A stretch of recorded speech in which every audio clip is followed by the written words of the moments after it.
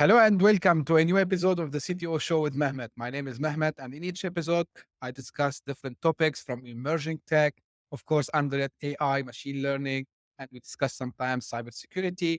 And as you know, I also have on the show sometimes guests who are subject matter experts, and they are also have long experience in the field that they cover. And today, I'm very pleased to have with me Rich Edwards, who's the CEO of Mindspan. So, Rich, I prefer that you introduce yourself because you have a very long experience and it's really fascinating. So can you please introduce yourself and tell us more about yourself and the company? Sure, sure. Thanks for having me, Mehmet. So, as you said, my name's Rich Edwards. I'm the CEO of Mindspan Systems. We're a data services firm, and we work in the banking industry in the United States. And specifically, we work with community banks. And so these are state and federally chartered banks and credit unions that typically have under $10 billion in assets. So these are kind of smaller local banks, if you want to think of it that.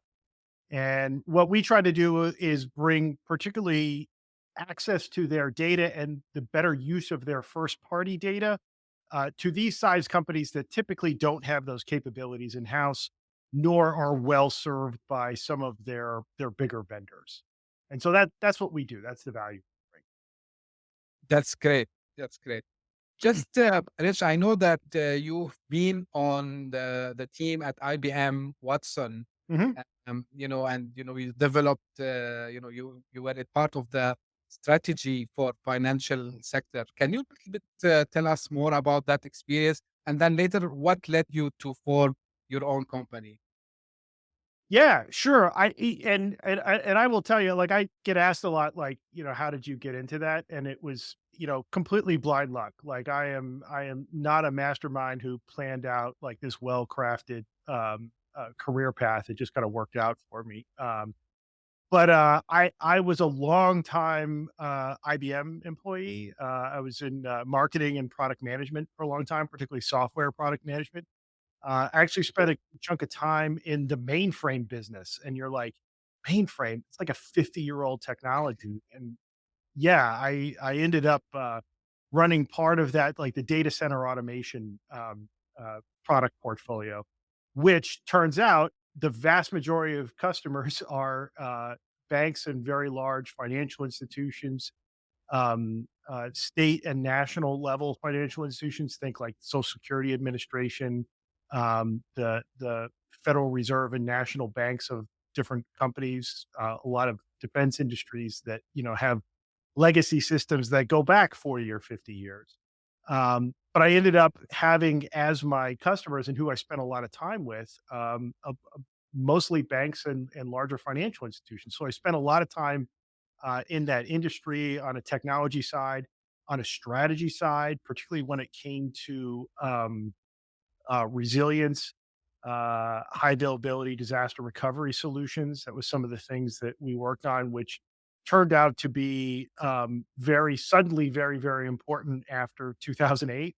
And there was this ramp up in regulatory requirements for a lot of things that banks were required to do, and we provided technical solutions to that. And then around 20, I think it was 2013, I got pulled in by some people I had worked with before in product management into what was going to be a new business unit at IBM, and it hadn't been named yet, but turned out to be the Watson business unit. And it Hmm. was going to be a run at machine learning and artificial intelligence.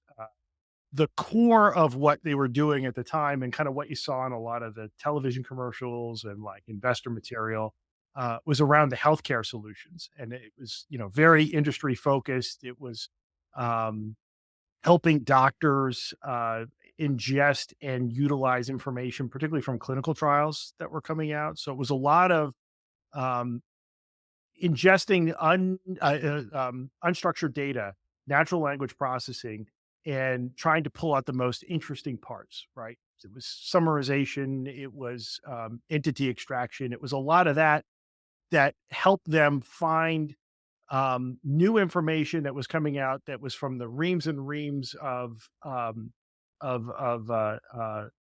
industry and particularly disease specific journals that frankly, a practicing doctor didn't have a lot of time to read.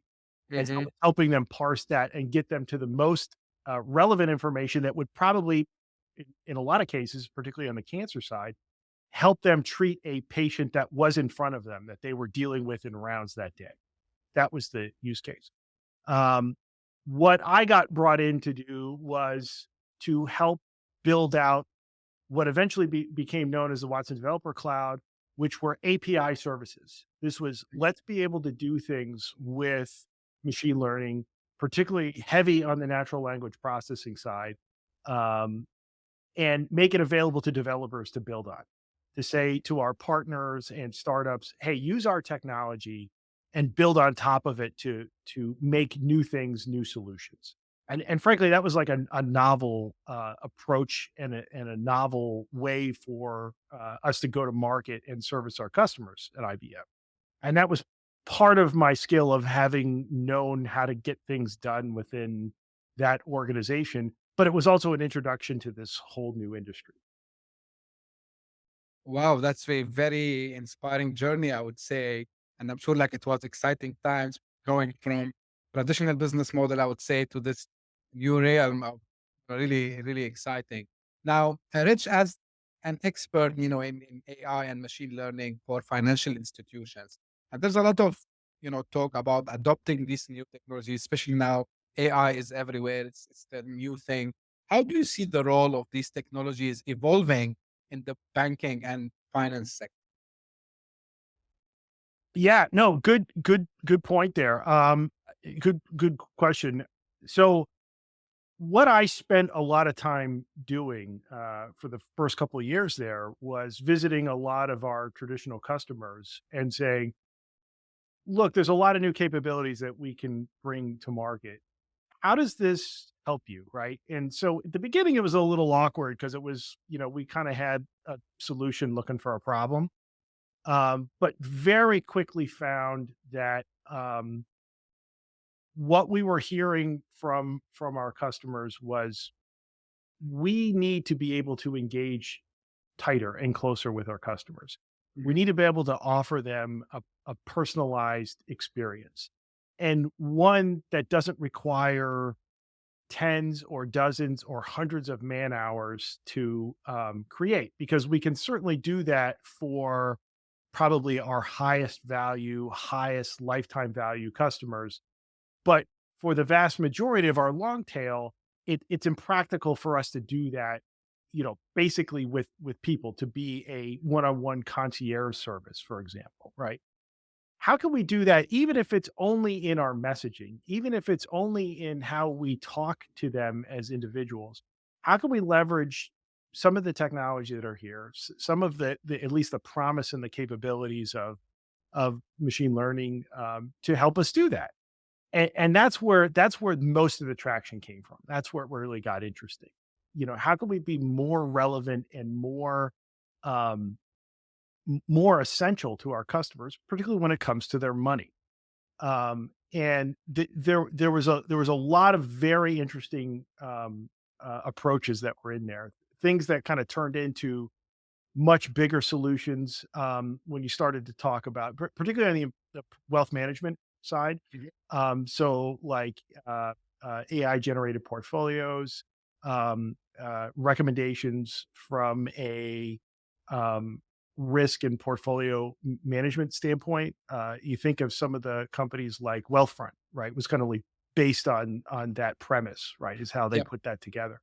So that was one whole sector that was really interesting. It tended to be a little bit more analytical from that standpoint, but really took off, and kind of a whole sector of financial technology, fintech, was built on that premise.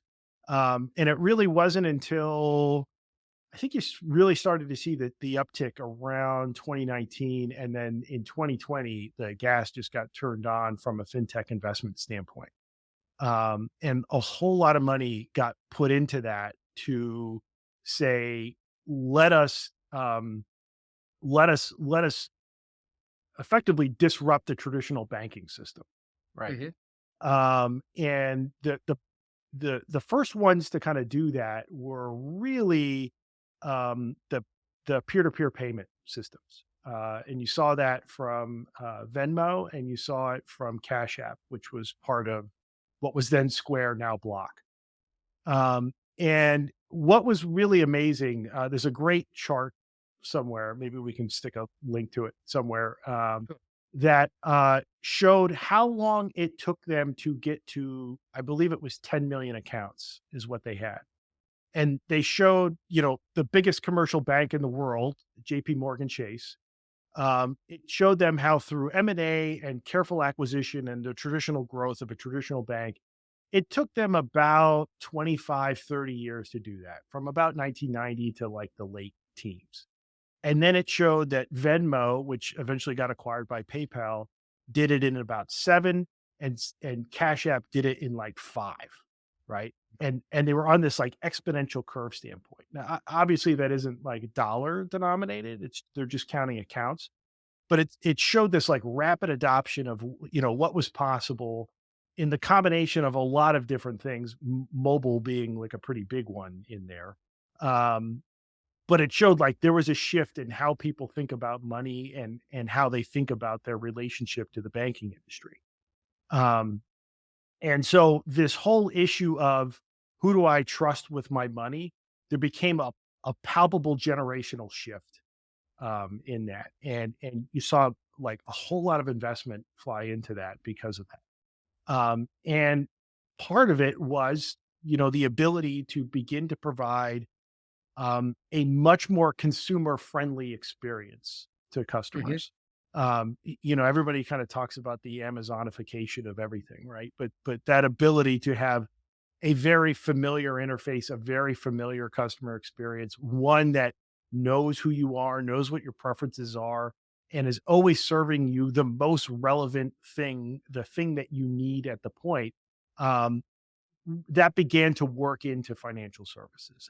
And that's kind of like the state of where we are right now, maybe at the end of that, because you're seeing now with, at least in the US and I know globally, the rapid rise of interest rates and inflation has really pulled back investment in the financial state, and you're beginning to see several large scale bank failures in the U.S. beginning with Yep. Silicon Valley Bank and Signature Bank, and then just this week, um, uh, I'm sorry, I forgot the name of the bank. Maybe we The want to fir edit this one. fir the First Republic, was it? Like, Yeah, First Republic. Yeah, sorry yeah, about that. First Republic, which yeah, was bought by J.P. Morgan Chase. exactly, yeah. Um, now there's a concern about the stability of that market and everything, and that that kind of follow on funding in a lot of fintech areas is dried up, but it hasn't really served the demand that there is for, hey, help me with my money, help me in these situations that I'm in, various life events that I'll go through. I need help here. And I'll say one example for this that very very successfully did this on a large scale in the U.S. was SoFi, who was a company that eventually was founded on an opportunity to reprice student loans, Mhm. where they found a at least a customer segment that they identified that they felt were um, overpriced in the financing of higher education, of college education. And they were able to come in with a much more efficient and cost saving solution for those customers, and just grew enormously. And then they went on and acquired a bank charter and began to do like more traditional bank things like deposit accounts there. But it kind of started with, I'm going to solve this problem for you, new graduate who's going into a professional career. We're going to put money in your pocket, right, and kind of help you, and that garners a lot of trust with customers. And then they can come along and go, hey, remember how I helped you with your student loans? Well, I can also help you with saving for a house, saving for maybe college for your own children, um, beginning to do investments, like all these kind of like traditional things that you would have normally gone to a bank or a more traditional financial services company to go to. So that's this whole idea of kind of, where we're at with that. And I'll say the premise of what we do is looking at a lot of the smaller financial institutions that exist at the community level, and this is why I say kind of community banks and credit unions, Mhm. um, they are in a very precarious situation right now because they're facing this disruption, right? Which are largely targeted towards bigger banks, but they kind of get the fallout from it. And uh, One of the roles that community financial institutions play are particularly with local economies.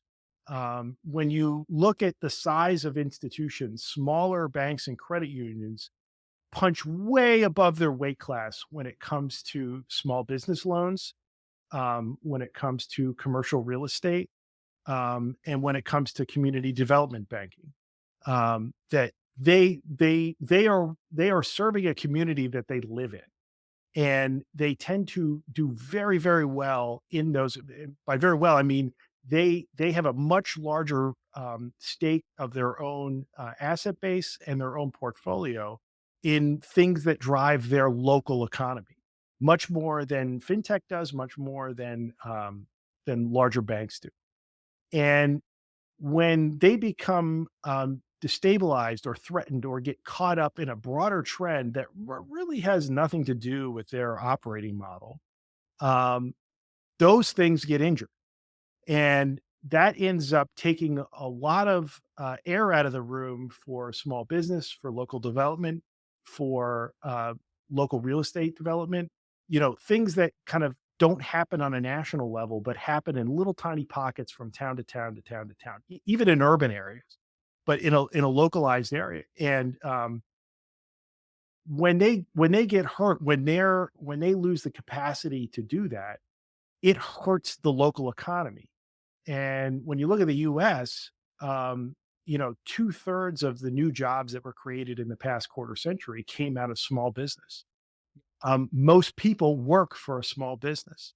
And when you look at new jobs that are created, particularly coming out of an economic disruption, be it a recession or just a slowdown or whatever we might be going into now, again, much much faster. By I believe the SBA has quoted their economist team has said it's like by 18 months, you will see a recovery in jobs and economic activity in small business before you will anywhere else, before in any major brands, before, particularly from publicly traded companies.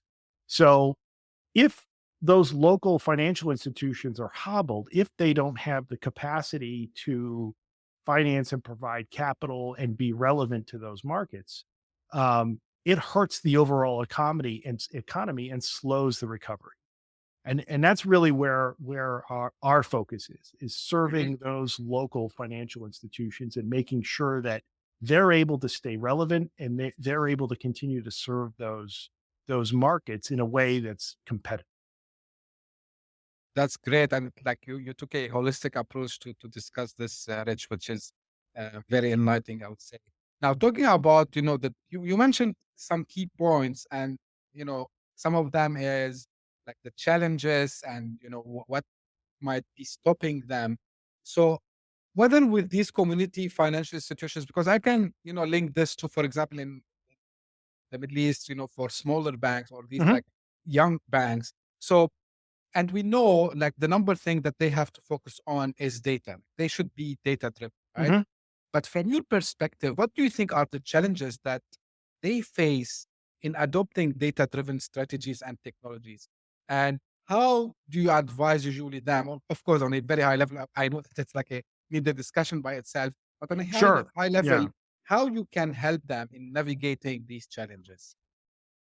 Yeah, no, good question. It is a problem. I mean, whenever I meet with a client or talk to a group of CEOs or particularly CMOs, and I'll say, look, what makes you stand out? Like, why are you differentiated? What's your secret sauce? Pretty much universally, they will say their service level, right? Mhm. The personalized service that you're walking into a branch, particularly their like in branch experience, and dealing with somebody who's a neighbor of yours, right? Lives and works in the community, knows. what's going on around there, just has this connection that you will not get from a larger institution, right? Um, and that is fantastic, right? And you understand that, and you understand why you look at ratios of like how many people do they have in a community FI, per $1 million of asset, right? Why it's they basically they have much more people working for them, right? It is a people intensive business because that's their business, right? That's their differentiator. Um, but when you talk to them about, well, how does that play outside the bank? How does it play in your digital channels? How does it play through your mobile strategy, through your ATM strategy, through everything that isn't an in-branch experience? It gets a lot weaker, right? It gets watered down. And part of that is um one, they do not have the technical staff or the technical Hmm. skill that their larger rivals do, and certainly not that the fintechs do, right? And two, when they think about information, when they think about data, when they think about IT, it is predominantly a risk-oriented position, right? They think about things like when they think about customer data, the number one thing that comes up is, compliance, right? And so they think about all the Yeah. ways that they're held to regulatory oversight, right? In the US, it's, Graham-Leach-Bliley Act, which was part of Dodd-Frank. It is, uh uh, various elements of the Community Reinvestment Act, um, like 12 things from the Federal Trade Commission. So it's a very complicated, like alphabet soup of risk that's involved, and so it becomes this like, let's lock it down. This is customer data is primarily controlled and used by our security teams.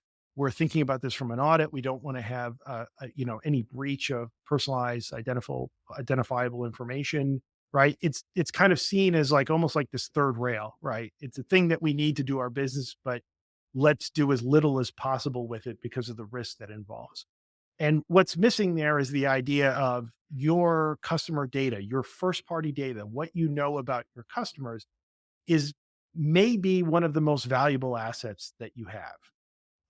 And your ability to use that to serve your customers better, primarily through more personalized experiences, right? And that can be anything from, the experience when you walk into the branch to how you use the app to the mailer that gets sent, right? Your ability to make that experience that much better because of what you know and how you're able to leverage that first party information, that becomes a huge competitive advantage. Because that information that you have, that first party data, nobody else has, right? The fact that you're able to analyze and look at like the debit card transactions for all of your customers and understand who is in the market for certain things or who is in the need or who is approaching a certain life event, and to be able to show up at the time or proactively to say, I'm here to help you with whatever the situation is, right? A marriage, going to college, divorce, death in the family, new child, purchasing Hmm. a car, like all of these things, retirement, like all of these elements, showing up ahead of time and being there as the trusted advisor, right? Tremendous opportunity, tremendous advantage, right? An ability to build trust unlike anyone else can or is willing to do. So it's really being able to leverage that first party data. That's the tricky part. Um, Now, why it's hard for institutions this side, really, it's two parts. One is the traditional view of customer data as being more of a liability than an asset, to use a Hmm. financial term. And the other one is the technical skill, right? Because you're looking at institutions that may only have a couple of dozen people working there. Certainly, none of them are going to have the title of marketing analyst or even data scientist. right? So they're missing that skill, and they're missing that ability to really take advantage of it. Actually, I covered this couple of episodes back about, how to actually generate revenue from the data that you might have, Mhm, because there are a lot of companies, big and small, that they are sitting on, I would say, a gold mine of data, but they are not aware that they can actually monetize this data, which is really eye-opening, I would say. Now, while preparing for the episode today, Rich, like, I was reading about some of the things you shared, and I've seen you've spoken extensively about convergence of analytics, marketing, AI, and machine learning, mhm. like, which is very, like, it was interesting to me when I read about it.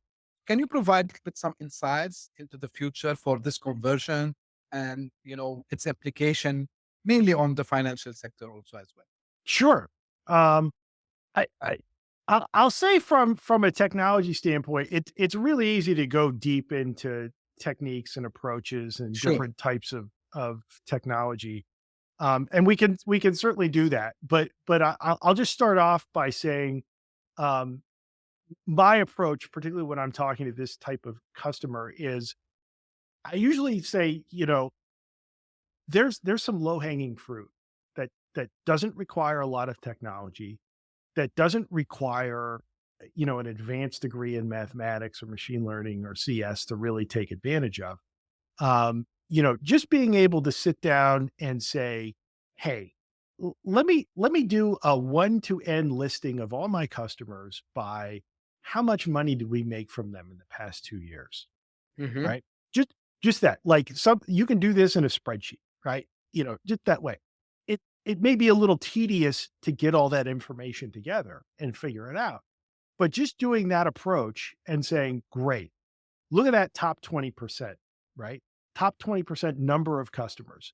What percentage of your interest income, non-interest income, and other income did you make from them?" Right? And invariably it's a Pareto situation, right? That you find the top 20% of your customers is generating about or in excess of 80% of your income, right? So so then it becomes, okay, now if you look at, those top 20% of customers, are you spending, that are generating 80% of your revenue, are you spending 80% of your effort, time, and money from an acquisition and retention standpoint on those top 20%? Or are you spreading the peanut butter all the way across all these customers? And usually it's the latter a lot of times, right? And you find that they will spend just as much money to acquire and retain a customer who may not even be profitable as it is one of their top customers that's generating 4, 5, 6 times as much profit for them as anybody else. Now, I'll also say a lot of the institutions, particularly credit unions, they're nonprofits. They're there to serve a community and Hmm. aren't primarily interested in profit. But, understanding, what funds the organization and what is going to make you sustainable in the long run, it is very valuable to kind of understand this and know where it is and know how should we be allocating our resources, allocating our time, allocating our effort, and particularly things like our precious marketing dollars. How should those be directed in such a way that we're going to get the biggest return? And just understanding that, like, you don't have an average customer. You have this wide breadth of different types of customers, some that are wildly more profitable than others. And making small adjustments just with that information in mind, that can have a profound impact. A couple of studies I've looked at from some of the vendors we work with on partners, particularly that do customer data platforms, Hmm. where you're able to kind of bring all your customer data together. They will show relatively short term return on ad spend can usually be improved by 40% or more. And when you look at the amount of money that even a small institution, as a portion of their budget that they're putting into digital advertising, to say we're going to make that 40% more effective, um, that that can turn a failing year into a banner year, right? Just that effort right there alone. So, like, that's the beginning of it, right? That's where you start. Just understanding, like, your customers are different, And if you treat them differently, if you treat them appropriately, right? And try to influence them in the way that you want them as individuals to act, how you can best serve them, there is tremendous gains to be gotten from. You can be much more efficient as an institution, and you can be much more relevant to your customers because of what you're able to do. Yeah, like what you mentioned, it remind me of the 80-20 book also as well by Robert Koch, I think. So, when you focus on Yeah. the customers who Mhm. bring for you it's like it's 20% of the customer brings Yeah. 80% of the revenue, and this is where you should focus. But as you said, they need to know like in the first hand, who are these 20%. So they need to Mhm. pull out this data to understand it. Yeah. Um, and it's also I think something. I just to Yeah, talk please. about books and stuff, I'm a big reader, right? So, I um, can see. yeah, books on this topic. Anything by Peter Fader. He's out Oh. of, Wharton. Fantastic. Tends to be very technical, particularly when you get into, like, predicting lifetime value. Mhm. Really, really good stuff. All his academic stuff is really good, but that's a little bit harder to read. Um, um, Neil Hoyne, who was, I believe he still works at Google now. I think it's Converted is his big book.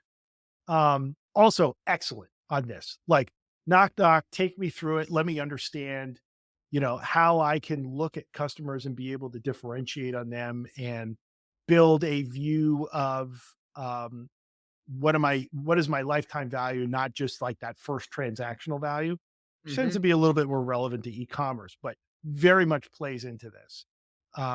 Really, really good, like fundamental understandings of like where is there like massive efficiencies that I can get out of what I'm doing, right? Not that I'm going to do anything radically different, but if I can just like tweak what I'm doing and focus a little bit more on where I'm going to get a better return, that can trickle down all the way through what you're doing and deliver dividends for you for years to come. Yeah. Like, again, like this is very, very important point you mentioned there. So, question I wanted to ask you. Yeah. I can see, also you have of course, like long experience. I've been myself in consultancy as well, both technical and business perspective. So I got this question, but I thought that I could ask you this one because it can help fellow, people who are interested in coming like someone like us. So how do you tailor, the content to different audiences like CEOs, CMOs, young emerging leaders? Like, how do you make sure that the key takeaways that you want to give is gained when you do a presentation for them? Mhm. I mean, a big part of this is understanding your audience, and trying to get um, as much signal out of the noise as you can. Right? What's important to them, and some of that is really flat out asking is always the best one. I'll just say one of the best techniques I've heard was a woman who she does like social marketing, social media marketing. But when she has people register for one of her talks or webinars or speech she's giving, she'll just flat out ask them like, what are you most worried about? Like, what do you hope to get out of this, right now? And she'll ask like everybody who shows up. And even if only like less than half the people respond, she's able to get like really good insights into what are people worried about, right? What's like the biggest problem for them? Either, whether it's a very selfish desire about like, how am I going to make my bonus next year? Or how am I even going to like, keep my job for the next 12 months? Being able to kind of tweak what you're doing and talk to that specific need, that's really, really important. And I will say for me, as you kind of mentioned, we primarily talk to CEOs and CMOs of smaller financial institutions. And I will say those are 2 completely different audiences. Right. They look different, they have different backgrounds, they have different motivations. You know, we we've built a persona around each that, we've kind of reformed throughout the year. But I will say, what one of the things that we found for this particular market, um, CEO, typically older, typically male, and has come up through the bank, is a banker. Usually at some point in their career, they either came up through the sales side and did a lot of work either in commercial real estate or business brokerage, or they came through the operation side, branch operations that at some point were like the chief risk officer of the bank, right? And they Hmm. kind of had this very traditional view, very active in the state and national um, uh, community industry groups, right? That particularly do like lobbying, regulatory lobbying at the state and national level, and have very much that point of view. On the marketing side, totally different. And this changed probably maybe 5 to 6 years ago. You began to see the financial institutions and banks begin to recruit um, more marketers from not only outside the bank but outside the industry, that they were looking at consumer brands to come in. I believe the head of consumer bank, the CMO for consumer banking at JP Morgan Chase, I'm forgetting the woman's name, but I believe she was the CMO of L'Oreal before that, right? And you Hmm. think, what does cosmetics have to do with banking? Um, Nothing. It's about speaking to their core constituent, their consumer. How do you speak to someone not as a state institution that's been there over 150 years, but as somebody who is there to be relevant in this person's life today, right? And frankly, that is a skill set that you typically don't get from being the chief risk officer Right. of a small bank. So you see a lot of people. I think it's the last time we did a census on this, it was a little bit better than 40% were women, and more than half of them had come from uh, outside of financial services, right? A lot of retail, a lot of fashion, and a lot of personal and beauty brands, um, which is odd, right? It's Yeah. not entirely obvious that that's a good solution, but it has worked very, very well for the industry. You also see a lot more minority executives in marketing. um, one of the big success stories in the U.S. Um, in the past couple of years was there was a Spanish bank called BBVA, and they did a number of acquisitions in the southern U.S. and they started in Texas. I think it was Farmers Bank they started with. I might have that wrong, but they Okay. started a number of acquisitions where they were buying banks along the southern border that were kind of they were geared towards looking for upwardly mobile people who were primarily coming from Spanish speaking households. And they had a big remittance business in Mexico and in Latin and South America through the rest of their business. They were looking to get into the US that way. And they ended up building this retail chain through, I think there was a failure they took over in there, but they kind of stretched all the way from California to Florida, right? Along the Mm. like southern side, and they ended up being acquired, I believe, in 2020 by PNC. And PNC, they were able to garner probably about a 2x multiple on what their valuation would have normally been, right? In any other place, because they had kind of tapped into this underserved market. They had done it in a very deliberate fashion, and they had this like great geography distribution that didn't overlap with PNC, which is, they were kind of lucky that way. I haven't heard anybody take claims that they engineered it that way, but it worked out very well. But they did very well, and it was all about being very, very attuned to the specific markets that they were going after and the specific individuals that they were looking for.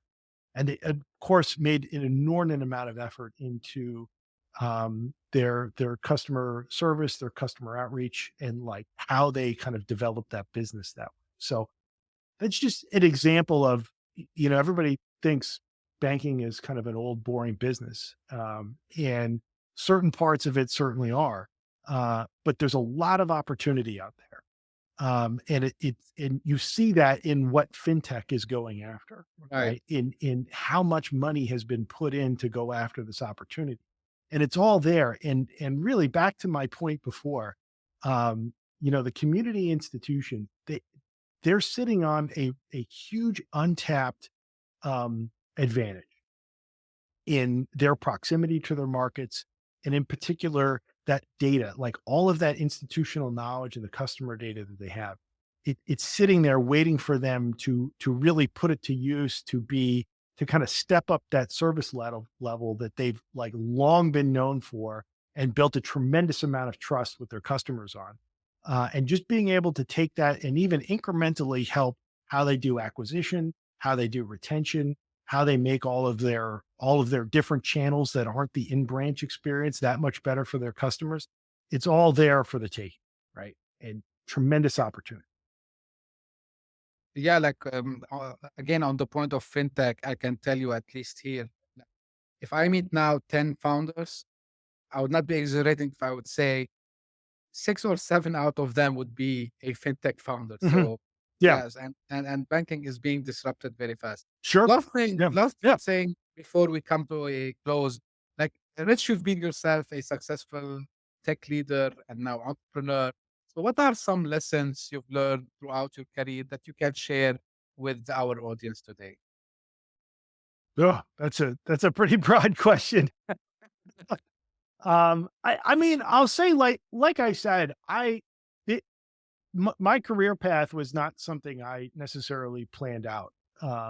It was just like being open to the next opportunity. I graduated college in 1995. I was an engineer, and I went into the army. I was an army officer for 4 years, and this was before 9/11, so it was a totally different story then.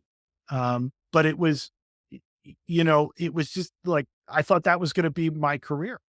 And at that point, right around 99, I ended up I had gone to college with uh, uh, this woman who eventually became my wife, and we got married in 99, and I realized uh, that wasn't going to work with her and her career aspirations and how much time I wanted to spend with her. And in retrospect, that turned out to be one of the better decisions I've made in my career.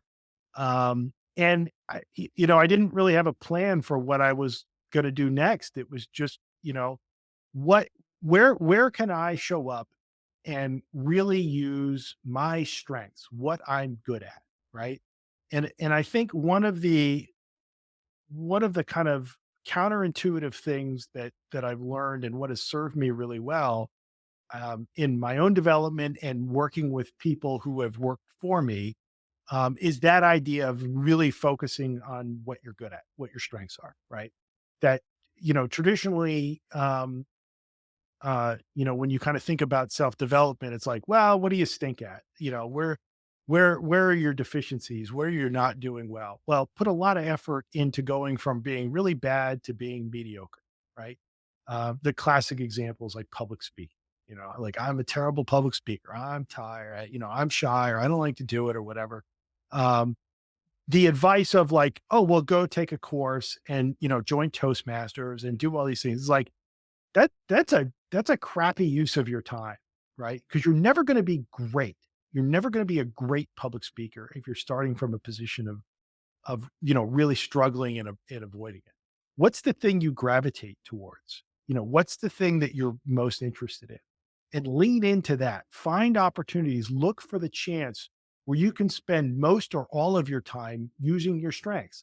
Manage around the things that you're not good at. Delegate it, find a way to get around it, but don't spend an enormous amount of energy just trying to plug that hole, right? From the standpoint, like just enough to get by. And for me, it was always the kind of analytics and finding the problem, right?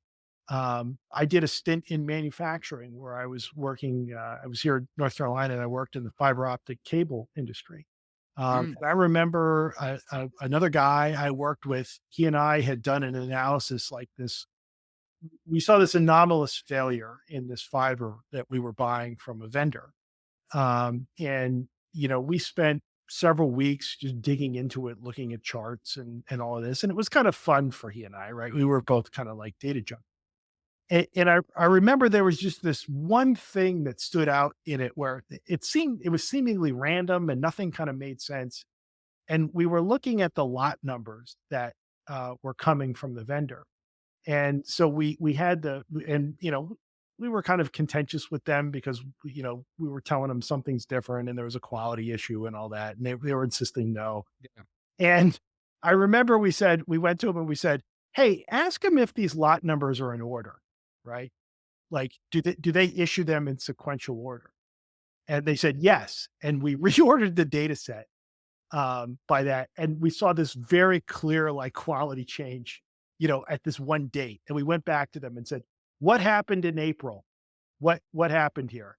And then they finally had to fess up and say, yeah, yeah, we changed the process and did this. And we had, and then that ended up being probably well into the eight figures from like an accommodation from them and changed the fortunes of the company for several years, right? And that's one of those things where like I made my salary back at that company, with two phone calls. But it was that ability of kind of like using the information that was available to really kind of dig that out and find it. And that was like the thing that I always leaned into.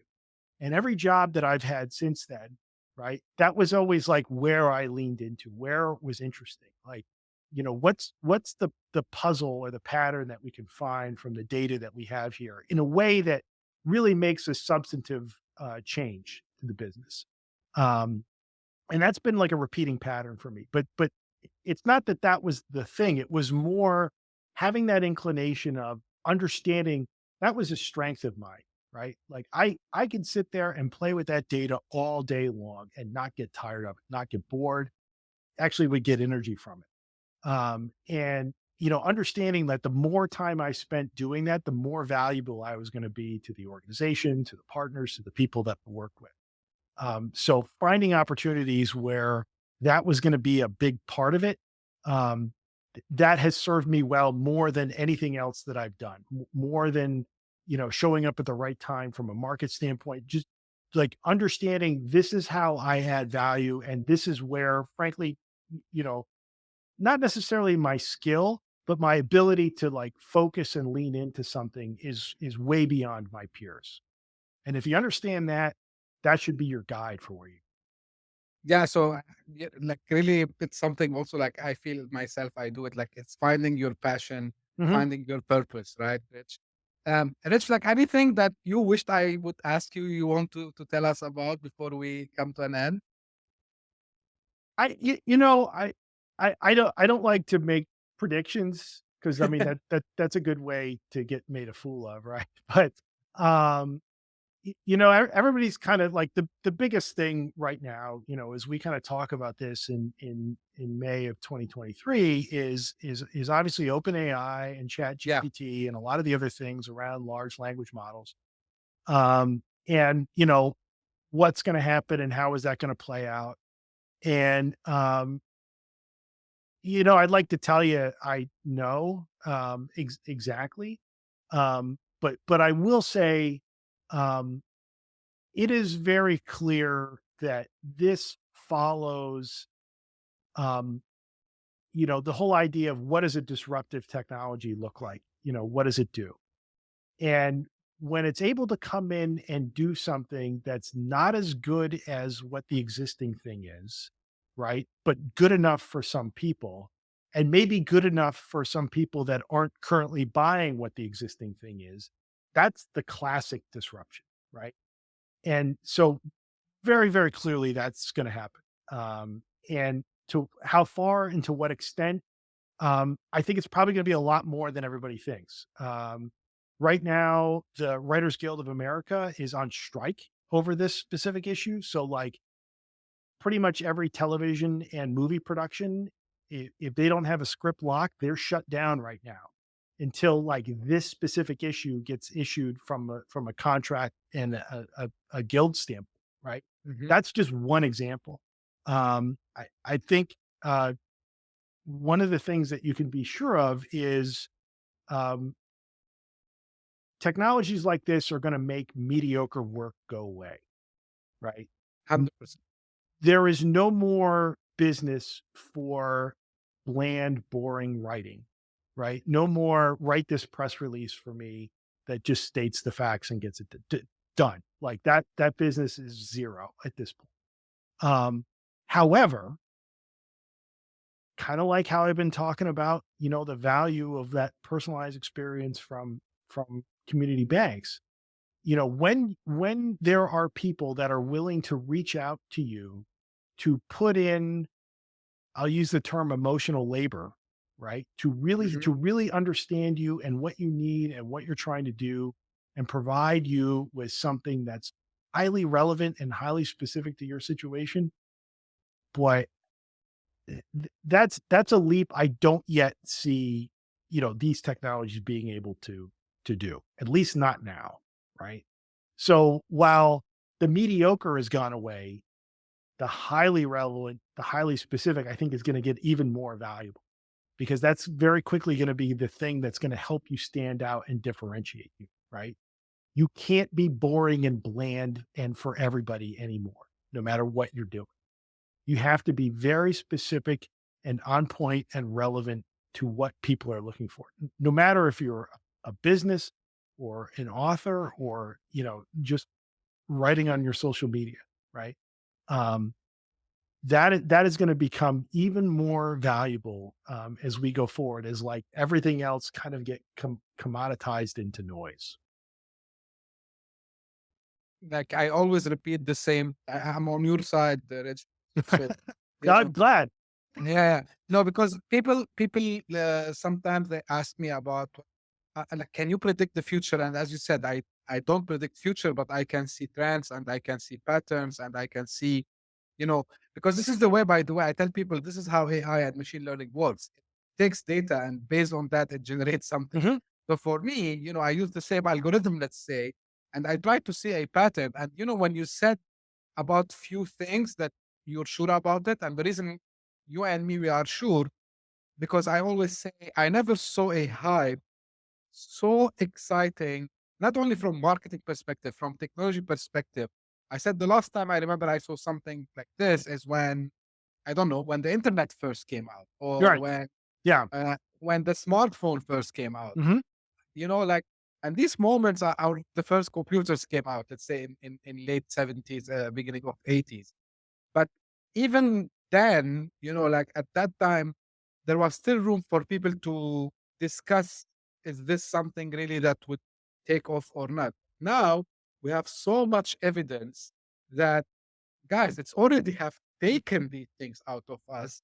It's not like we will be just still arguing, are we going to see AI doing this or that? AI is already doing this. Right. And like the thing I always tell people, hey, listen, if your job today is you do something repetitive, better you go and learn something else because AI, not AI, it's automation actually, which is can do your job. Yeah. So that's very informative, and I'm on your side on this. And I like also to put my, I every nowadays every episode I think I'm ending on this on the same topic because people are writing me, they're saying, why you think like this? Why do you say we should not be scared of AI? Because I said, guys, AI is something that not will eliminate jobs. It would actually help us to get better jobs. Like instead of sitting behind a laptop and typing something that a machine can do for you, why are you Right. wasting your time? Go learn something else. And maybe I'm saying like more human perspective, like you might be able to still earn money while you're doing something fun because the AI is doing that job for you. So this It is my takes the own tedium out of it. Yeah. exactly. So I'm Mhm. seeing it. I'm seeing a way that it's actually will allow all of us to be doing better job, having better lives. Because Yeah. always yeah, the couple of And days and back, I'll say opinions vary on that, right? Like, yeah, one of the godfathers of this, Jeffrey Hinton, right? exactly. He That's what I he wanted to just say. he just spiked the ball and said, "No, this is terrible," right? And for a long time, it was Nick Bostrom. at Cambridge, right? He wrote the book Superintelligence maybe 10 years ago. Yeah. That was like the harbinger of like this is not only is it bad for society, like it's bad for the existence of humanity, right? So I hope I they're was wrong, I I guess, was you angry. know? I was angry a couple of days back, and usually I don't like to show my emotions on my podcast, but I did a solo episode when I said, "Sorry, Mister Godfather of AI, I don't Yeah. agree with you," because what I said, and I'm repeating it again. Hey, we can think that the fire is bad if it falls in the hand of the bad guys. We can think that knives are bad if it falls in the hand of bad guys. The car is bad because someone might come and run over me, right? So the Yeah. AI is no different than any invention that human beings they came up with, and of course, like anything, you can use it either for good or Mhm. evil. So let's try to use the technology to not allow the evil to take over. And I don't think that it's human versus tech. It's the traditional thing. It's good versus evil. Like Mhm. it has been always been the case. It's not like philosophical. It's just history, science, and facts. And yeah, I don't agree with anyone now. And I get really like a little bit stressed. Are they trying to get slides on them? They need some PR. Maybe it's been long time since. He's kinda made his bones, right? So, Yeah, yeah, I but give him the benefit of the doubt that he's being sincere, But I was right? shocked, like, why someone who worked, I mean, that long and you get this title and you said, "Oh, I'm afraid of what I have done." Like, I can't remember, the story name, which, the guy who like invents something and then this invention comes and try to kill him or something Mhm. like that. Like mainstream media is trying to dramatize this one in a way which is irritates me sometimes. Yeah. And sorry, mainstream media, because like I don't agree with everything you say. So, and I have to, as much as I can, tell people no. Go find the facts. Don't rely only on some people who are trying to save their jobs, which their jobs is just to write the same things again and again, and just they change the titles and they put for us these fancy titles, like Mhm. yeah. Yeah. So anyway, um, But, I'll just say one thing on that, yeah, sure, counter position, like somebody who is mentioned in the same breath as him, usually you hear Hinton's mentioned, Jan LeCun from Facebook is mentioned, and then Andrew Ng, who he was Stanford and Google and Baidu, and he was Coursera founder, right? yeah, Ng just published, I think he has a new business. I think it's deeplearning.ai, but he has like a new course out in prompt engineering, right? And yeah, it's like, hey, here is this new technology. Here is a new approach to it. Here's how you can use it in almost like a low no code fashion, right? And trying to make it really easy for people to experiment with it. I right, think I'll give you a link. We can put it in the show notes. Like a yeah, great sure, short course he does to kind of introduce like a little bit more of the subtleties, right? Like practically, how do you deal with, say, prompt injection, right? Somebody trying to put instructions into a prompt to make an something, LLM do yes, something right. How do you control, outputs from like a brevity and a formatting standpoint? Very, very, very good. Very, very accessible. Right. So hmm, opinions vary. I guess we'll leave it on that. yeah, we leave it on that. Just but again, before I close, and to this point, I use ChatGPT to unveil for me some, I mean, not the secrets, but I'd say I add, but it took with me a couple of prompts, let's say, until um I got something which now I use. I said, "What is the best way to write prompts for you?" Like, I mean, after a sequence of course, going and Sure. coming back, Yeah. because I understand, how, these like large language models work. So it came up with something. Yeah, you need to give me a consist. You need to content, sorry, and then you need to give me like some reasoning, and then you need to give me like few details about what you want, and then I can generate for you. I said, okay, can you write an ebook about this? And yeah, of course. And Sure. Yeah. I was able to get like, of course, like it's just for fun, like 30 pages of prompt engineering Mhm. thing, which is fun. So this is what I'm trying to say. Like, let's see the fun part of it, not Yeah. all the drama. Well, Rich, thank you very much for being with me today. It was really very fun, and I enjoyed the discussion and have a huge experience, which I think the audience will benefit from it. Thank you very much for your time. Appreciate it. I would be putting the links that we talked about, Rich and me, and also I will put some the website to how you can reach to Rich. Yep. And also, like as usual, and I say this at the end of each episode, if you have any feedback or comment about this episode or the show, and please don't hesitate to reach out to me directly. You can send me an email, reach out by LinkedIn or Twitter. And if you are interested to be also a guest on the show, please don't hesitate to also reach out to me. I would be more than happy to discuss this. We can come up with something and we can do the recording, same as I'm doing today with Rich. And at the end, don't forget to subscribe if you're watching this on YouTube. Subscribe to the channel. If you are listening through your favorite podcasting platform. Also, don't forget to subscribe, tell your friends, families, and colleagues. Thank you very much. And until we meet next time, thank you. Thank you.